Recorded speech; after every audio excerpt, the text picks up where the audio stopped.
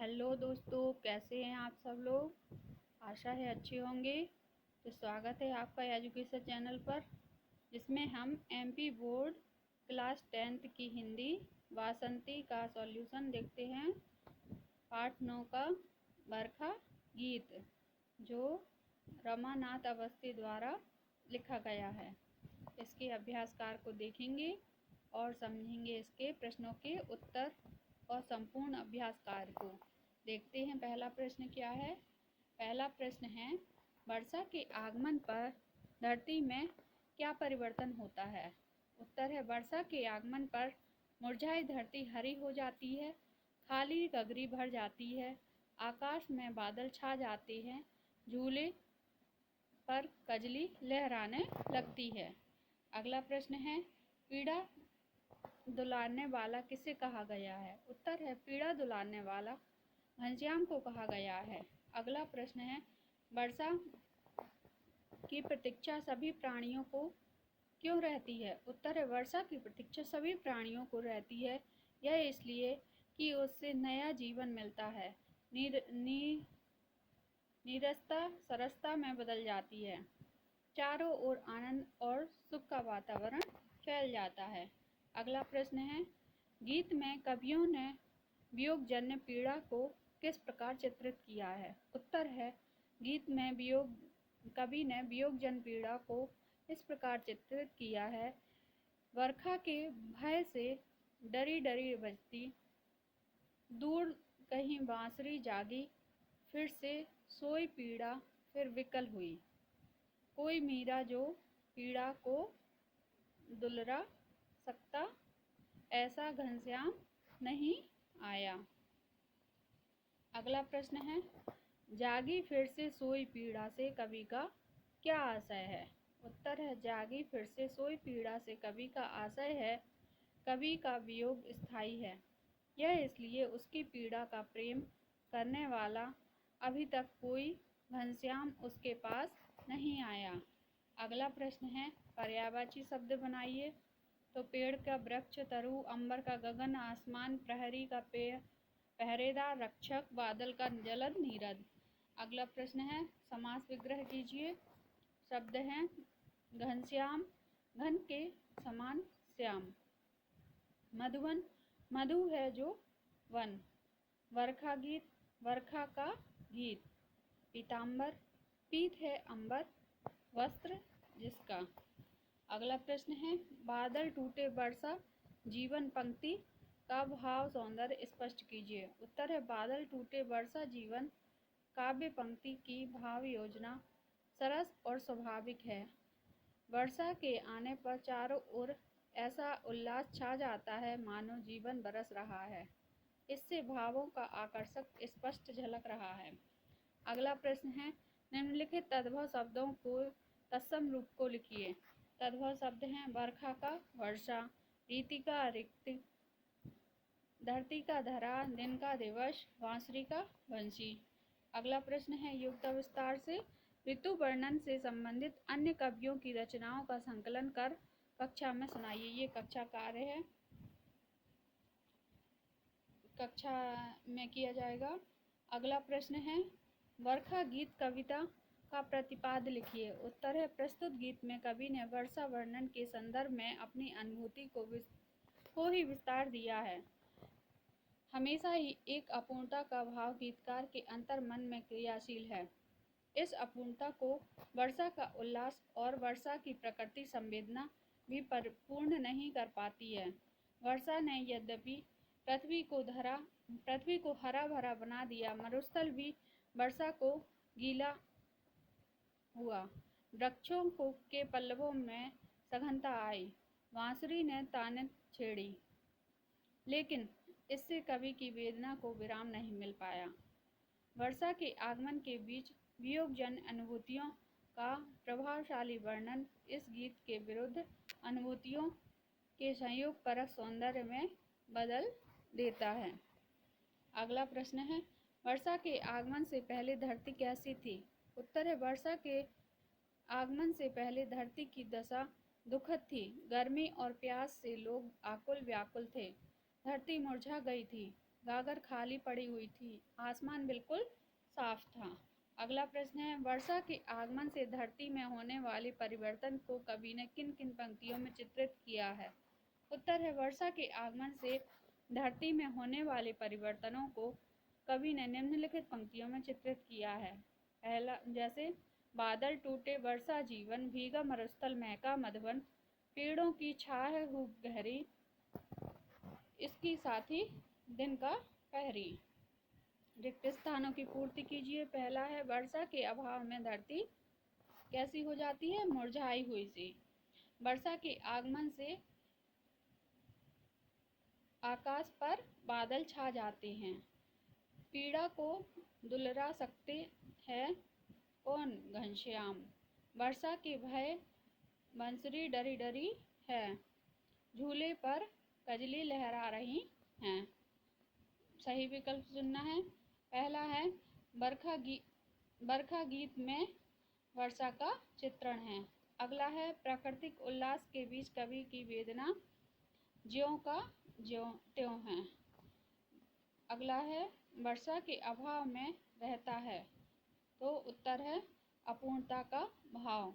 बरखा गीत में अनुभूति है, तो वो है कवि की अनुभूति है। रमानाथ अवस्थी का जन्म कब हुआ था? 1924 में। सही जोड़ी मिलाइए। कालिदास की समालोचना महावीर प्रसाद द्विवेदी, गीतांजलि रविन्द्रनाथ ठाकुर, रमेनी कबीरदास, वैदेही वनवास हरिऔध, अपना अपना भाग्य जैनंद कुमार। अगला प्रश्न है, सत्य असत्य लिखिए। मरुस्थल वर्षा में गीला हो जाता है। सत्य। वर्षा से मनुष्य में नहीं प्रकृति में उल्लास होता है। असत्य। बरखा गीत लयात्मक है। सत्य। वर्षा काल में पेड़ों के पल्लव गिर जाते हैं। असत्य। वर्षा के आगमन से वियोगियों की पीड़ा बढ़ जाती है। सत्य। अगला है, एक शब्द में उत्तर लिखिए। किसकी प्यास समझने वाला बादल नहीं आया? तो कवि की। आसमान पर क्या बौराई है? बादल। किसके टूटने से जीवन बरस गया? बादल के। फिर से कौन विकल हुई? मीरा। पीड़ा को कौन दुलरा सकता है? घनश्याम।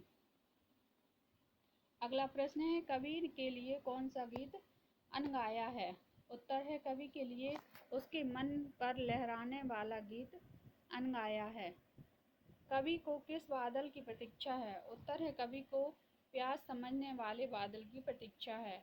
अगला प्रश्न है, मीरा फिर विकल क्यों हुई? उत्तर है, मीरा फिर विकल हुई यह इसलिए उसकी सोई हुई पीड़ा फिर से जाग उठी। अब बरखा गीत के कवि का परिचय है। कवि रमानाथ अवस्थी जी का कवि परिचय देखते हैं। कविवर रमानाथ अवस्थी का आधुनिक हिंदी के नवगीतकारों अधिक उल्लेखनीय स्थान है। आपका जन्म उत्तर प्रदेश के फतेहपुर जिला में 8 नवंबर सन 1924 को हुआ था। आपने अपनी शिक्षा प्राप्ति के दौरान गीत रचना संसार में प्रवेश कर लिया था। धीरे धीरे आप आधुनिक हिंदी गीत रचना की एक अधिक मजबूत कड़ी के रूप में बनकर साहित्याकाश पर छा गए। इस तरह आपका नाम राष्ट्रीय स्तर के मंचीय कवियों में बड़े ही आदर के साथ लिया जाता है। अगर हम आपकी रचनाओं के विषय में चर्चा करें तो हम यह अवश्य कह सकते हैं कि आपके गीत में न केवल प्रकृति का मनमोहक दृश्य है, अपितु उसमें सामाजिक वास्तविकता और मानवीय संवेदनाओं का उफनता हुआ सागर भी है। रचनाएं हैं इनकी।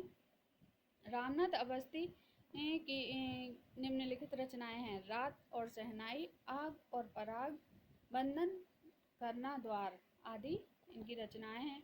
भाव पक्ष है। कविवर रामनाथ अवस्थी की कविताओं का भाव पक्ष सरल सरस है और स्वाभाविक है। उसमें यथार्थता और विश्वसनीयता का भरपूर भंडार है। उनका भाव पक्ष जाना पहचाना सुपरिचित, इसलिए उसमें कल्पना की उड़ान नहीं है, अपितु यथार्थ का सपाट मैदान है। अगला है कला पक्ष। कविवर रामनाथ अवस्थी की कला पक्षी विशेषताएं आकर्षक हैं। उसमें कलागत श्रेष्ठता सर्वत्र देखी जा सकती है। इस दृष्टि से आपका कला पक्ष सरल और प्रचलित शब्दों पर आधारित भाषा से पुष्ट है। प्रभावता के लिए चित्रात्मकता और भावात्मकता जैसी शैलियों को प्रस्तुत करने का प्रयास काबिले तारीफ है। साहित्य में स्थान। हिंदी के नवगीतकारों में कविवर रमानाथ अवस्थी अधिक चर्चित हैं। हिंदी साहित्य सम्मेलन इलाहाबाद द्वारा सन 1900 में इन्हें साहित्य महोपाध्याय की उपाधि से विभूषित किया गया। हिंदी के नव पीढ़ी पर आपकी कविताओं का व्यापक और स्थायी प्रभाव है। वर्षा गीत का सारांश है, तो ये आप पढ़ लीजिए। इसके बाद इसका संदर्भ सहित व्याख्या पद्यांश की देखते हैं। जो मरी प्यास समझ पाता है, वह बादल अभी नहीं आया। मुरझाई धरती हरी हुई, रीति गंगरिया भरी हुई। अंबर पर बोराई बदली, झूले पर लहराई कजली। जो मेरे तन मन पर लहराता, वह गीत अभी तक अनगाया। शब्दार्थ है। संदर्भ है इसका।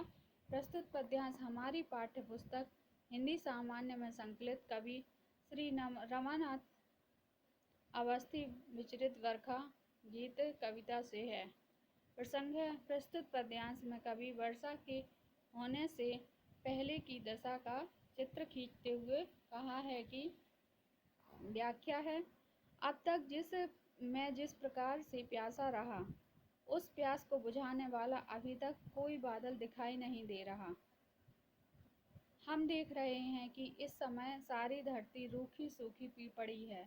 ठंडे जल की गगरी इस समय खाली पड़ी हुई दिखाई दे रही है। आकाश पर बादल पूरी तरह से उमड़ते हुए दिखाई दे रहे हैं। चारों ओर कजली की बहार झूले पर दिखाई दे रही है। इस प्रकार मेरे पर लहराने वाला जो सुंदर गीत है, वह अभी तक अनगाया ही रह गया है। विशेषता है। भाषा बिल्कुल सरल और सपाट है। वर्षा के स्वरूप और उसके अभाव के कारण प्रभाव को रेखांकित किया गया है। सौंदर्यबोध पर आधारित प्रश्न है। पहला है, उपयुक्त पद्यांश का भाव सौंदर्य स्पष्ट कीजिए। उत्तर है, उपयुक्त पद्यांश का भाव सौंदर्य वर्षा अभाव के स्वरूप पर आधारित है। वर्षा के बिना चारों ओर बेजान की स्थिति हो गई है। धरती मुरझाई हुई है, गगरी खाली पड़ी है। इस प्रकार के दृश्यों का यथार्थपूर्ण चित्रांकन भावों को सजीव और वास्तविक बनाने के लिए सटीक रूप में है। शिल्प सौंदर्य से प्रश्न है। उपयुक्त पद्यांश में के शिल्प सौंदर्य पर प्रकाश डालिए। उत्तर है, उपयुक्त पद्यांश का शिल्प सौंदर्य अत्यधिक सरल, सपाट और प्रचलित है और आम शब्दों में जैसे तैयार भाषा पर आधारित है। इसके लिए चित्रमयी शैली मन को छू रही है। लय और संगीत का अच्छा तालमेल दिखाई दे रहा है। विषय वस्तु प्रश्न है, उपयुक्त पद्यांश का भाव स्पष्ट कीजिए। उत्तर है, उपयुक्त पद्यांश का मुख्य भाव वर्षा के अभाव से उत्पन्न हुई दशा और दिशा को सामने रखना है। इसके माध्यम से कवि ने वर्षा की आवश्यकता को सुखद दशा की प्राप्ति का एक साधन बतलाने का प्रयास किया है। दूसरा पद्यांश है, बादल टूटे वर्षा जीवन, भीगा मरुस्थल महका मधुबन। पेड़ों की छाया हुई गहरी, इसका साथी दिन का पहरी। जो मेरा साथी बन पाता, वह रूप कहीं है भरमाया। शब्दार्थ है। संदर्भ इसका पहले के अनुसार। प्रसंग है। प्रस्तुत पद्यांश में कवि ने वर्षा के बाद की स्थिति का चित्र खींचते हुए कहा है कि व्याख्या है, वर्षा होने पर आकाश में उमड़ते हुए बादल अब बरसने लगे हैं। इससे ऐसा लगने लगा है कि मानो जीवन ही बरस गया। उजाड़ सूखा निर्जीव रेगिस्तान भी सरस हो गया है। मधुबन की उदासी कट गई है। अब महकने लगा है। पेड़ों में के पत्ते और फूल फल अधिक हो गए हैं। इससे पेड़ों की छाया और बड़ी गहरी होने लगी है। अब तो इसका साथ देने वाला दिन का प्रहरी सूरज ही है, मेरा साथी बन पाएगा। उसका स्वरूप और अधिक भ्रम में डालने वाला है। विशेषता है वर्षा के बाद की दशा और दिशा का वर्णन। स्वभावयुक्ति अलंकार। प्रश्न है सौंदर्यबोध से उपयुक्त पद्यांश के भाव सौंदर्य पर प्रकाश डालिए। उत्तर है उपयुक्त पद्यांश का भाव वर्षा के बाद के स्वरूप को दर्शा रहा है। वर्षा होने से नीरसता और उदासी की स्थिति नामो निशान नहीं रह जाता। उसके स्थान पर सरसता का साम्राज्य स्थापित हो जाता है। ऐसी दशा के अनुकूल भावों की योजना बड़ी ही सटीक और उपयुक्त रूप में है। शिल्प सौंदर्य से प्रश्न है उपयुक्त पद्यांश का शिल्प सौंदर्य पर प्रकाश डालिए। उत्तर है उपयुक्त पद्यांश की शिल्प योजना सरल और सपाट शब्दों की है। ये शब्द आम प्रचलित सुपरिचित हैं। इससे बनी हुई भाषा बोधगम्य हृदय स्पर्शी है। शैली विधान लयात्मक और संगीतात्मक दोनों हैं। विषय वस्तु से प्रश्न है उपयुक्त पद्यांश का आशय स्पष्ट कीजिए। उत्तर है उपयुक्त पद्यांश के द्वारा कवि ने यह आशय व्यक्त करना चाहा है कि सूखे की दुखद स्थिति बीत गई है तो वर्षा की सुखद स्थिति आई है। दूसरे शब्दों में दुख के बाद सुख आता ही है। इससे दुख का घाव भर जाता है और सुख का संसार समरने बढ़ने लगता है। तीसरा पद्यांश है बरखा के भय की डरी डरी बजती है दूर कहीं बांसुरी। जागी फिर से सोई पीड़ा फिर विकल हुई कोई मीरा। जो पीड़ा को दुलरा सकता ऐसा घनश्याम नहीं आया। शब्दार्थ है संदर्भ पहले के अनुसार। प्रसंग है प्रस्तुत पद्यांश में कवि ने वर्षा के सुखद वातावरण के बावजूद अपनी पीड़ा के शांत न होने का चित्र खींचते हुए कहा है कि व्याख्या है वर्षा के भयंकर रूप को समझकर कहीं दूर पड़ी बांसुरी अब खुलकर नहीं बज रही है। वह तो वर्षा से डरकर रुक रुक कर बज रही है। इससे सोई पीड़ा अब जाग गई। इस तरह मानो श्री कृष्ण की बंसी की ध्वनि सुनकर व्याकुल अस्थिर हो गई है। अफसोस की बात यह है कि जो व्याकुल कर देने वाली पीड़ा को सहलाने वाला है वह घनश्याम अभी तक नहीं आया है। विशेष पहला है वियोग श्रृंगार रस का प्रवाह है। डरी डरी में पुनरुक्ति प्रकाश अलंकार है। सौंदर्य बोध से प्रश्न है उपयुक्त पद्यांश का भाव सौंदर्य लिखिए। उत्तर है उपयुक्त पद्यांश की भाव योजना मार्मिक है। उसमें हृदय की कसक और अस्थिरता साफ झलक रही है। इस तरह भावों की निरंतरता है, इसके साथ क्रमबद्धता है। ये सभी स्वाभाविक और सहज हैं। पहला प्रश्न शिल्प सौंदर्य से उपयुक्त पद्यांश के शिल्प सौंदर्य पर प्रकाश डालिए। उत्तर है उपयुक्त पद्यांश का शिल्प सौंदर्य सरल और सहज शब्दों पर आधारित भाषा शैली है। भाषा की शब्दावली तद्भव प्रधान शब्दों की है जिसे वियोग श्रृंगार रस में डुबोकर चित्रात्मक शैली से चमकाने का प्रयास किया गया है। इसे प्रभावशाली बनाने के लिए पुनरुक्ति प्रकाश अलंकार डरी डरी से लिया गया है। अगला है विषय वस्तु पर आधारित प्रश्न है उपयुक्त पद्यांश का मुख्य भाव लिखिए। उत्तर है उपयुक्त पद्यांश में वियोगावस्था का चित्रांकन किया गया है। इसे स्वाभाविक और विश्वसनीय रूप में रखने का प्रयास करके प्रेरक रूप दिया गया है। वियोग पीड़ित मनोदशा को वियोग भोगी ही समझ सकता है। इस ओर भी अप्रत्यक्ष संकेत है, इसे अस्वीकार नहीं किया जा सकता। तो देखिए हमने कविता के अभ्यास कार्य को जो रमानाथ अवस्थी द्वारा लिखा गया है। इसमें कितना सुंदर चित्रांकन उन्होंने प्राकृतिक वातावरण का और वर्षा का किया है। ऐसे ही आगे की वीडियो में आगे के पाठ को देखेंगे और समझेंगे। तो पढ़िए देखिए वीडियो को और सुनिए इसको ध्यान से। धन्यवाद।